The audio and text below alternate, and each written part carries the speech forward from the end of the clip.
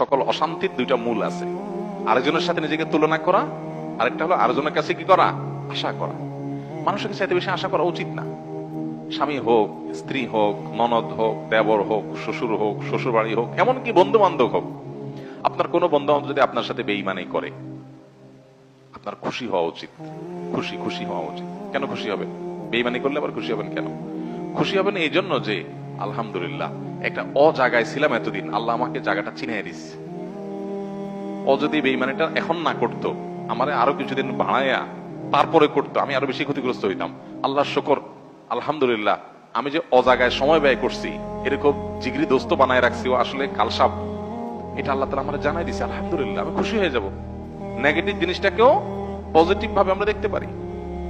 যত হতাশা আছে, এই হতাশা দূর বেশিরভাগ ক্ষেত্রে হয়ে যাবে শুধু মেন্টালিটি পরিবর্তন করলে। আল্লাহ আমাদেরকে সেই তৌফিক দান করুন। আমাদের কিচ্ছু নাই ঘরে, অল্প স্বল্প আছে, আমরা যার আছে তার সাথে তুলনা করবো না। আমার যা আছে তা নিয়ে অনেক হ্যাপি, আলহামদুলিল্লাহ। আল্লাহ আমার ছেলে মেয়ে সুস্থ রাখছেন, ক্যান্সার দেন নাই, বড় কোনো ব্যাধি দেন না, আল্লাহ শুকর। কিন্তু কাউকে ক্যান্সার দিয়েছেন, আলহামদুলিল্লাহ আল্লাহ তাআলা আমাকে মরার আগে তওবা করার সুযোগ দিয়েছেন। একটা ওয়ার্নিং আসছে, আমি এখন প্রস্তুতি নিয়ে যেতে পারি। অনেকে হঠাৎ চলে যাচ্ছে অ্যাক্সিডেন্টে, সেটা প্রস্তুতি নিতে পারে নাই, খারাপ কাজ করতে করতে গুনাহের পথে থাকতে তওবা করার আগে সে চলে গেল। আলহামদুলিল্লাহ আমাদের একটা ওয়ার্নিং পিরিয়ড পাইছি, এই সুযোগে আমি তওবা করে আমার আখিরাতটাকে সুন্দর করে যেতে পারি। প্রত্যেকটা নেগেটিভ জিনিসকে পজিটিভ দেখা যায়। বিশেষ করে আজকালকার যে হতাশা, এগুলো বেশিরভাগই হলো আমাদের অনেক খাই স্বভাবের কারণে। আমরা ভাবখানা, আমি এরকম অনেক মানুষ দেখেছি, ব্যক্তিগতভাবে আমি পরিচিত অনেক মানুষের সাথে, নাই ভাই কিচ্ছু নাই, ব্যবসা বাণিজ্য অবস্থা একবারে খারাপ।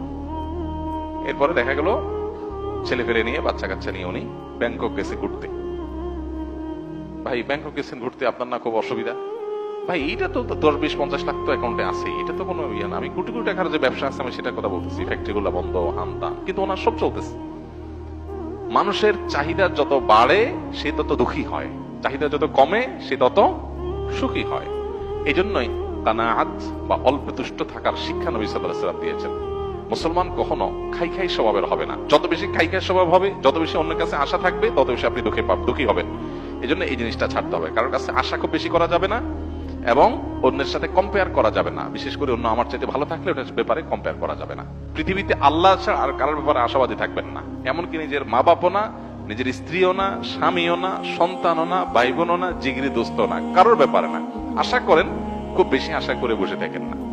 আশা করার পাশাপাশি এটার জন্য প্রস্তুত থাকেন, যা আশা করতেছেন তার উল্টাটাও হতে পারে। মোচের তেল দিয়ে গেছেন, অনেক কিছু আশা করতেছে, যা দেখেন জিরো, হাইসা দিবেন